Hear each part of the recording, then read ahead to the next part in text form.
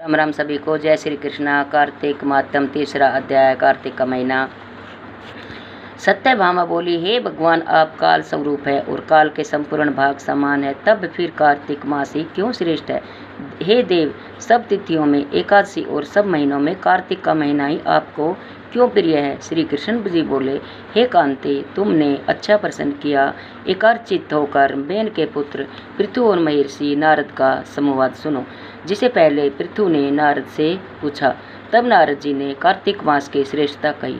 नारद जी बोले, पहले सागर का पुत्र शंख नामक राक्षस त्रिलोकी के मथने में समर्थ हुआ।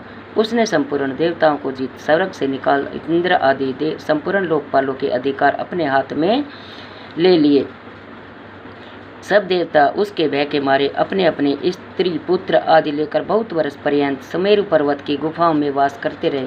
जब देवता गुफाओं में रह रहे थे, तब शंकासुर ने विचार किया, मैंने देवताओं को जीत तो लिया है, तो भी वे बलवान मालूम होते हैं। हाँ, अब जान पड़ा कि वे सब वेद मंत्रों से युक्त हैं। इससे उनके वेद मंत्रों का हरण करने से वे सब बलहीन हो जाएंगे।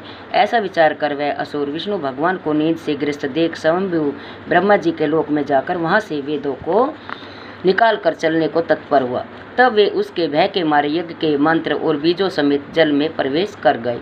तब तो वह शंकासुर भी उन्हें ढूंढता हुआ समुद्र के भीतर विचरने लगा, परंतु वे वेद एक स्थान पर कहीं भी न प्राप्त हुए। पीछे से ब्रह्मा जी सब देवताओं के संग ले और पूजा की सब सामग्री इकट्ठी कर बैकुंठ में विष्णु भगवान के शरण में गए।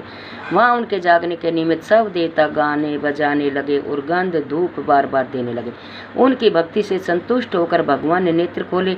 तब सब देवता ने विष्णु भगवान के दर्शन किए और 1650 से पूजा करके दंडवत पृथ्वी पर गिर पड़े।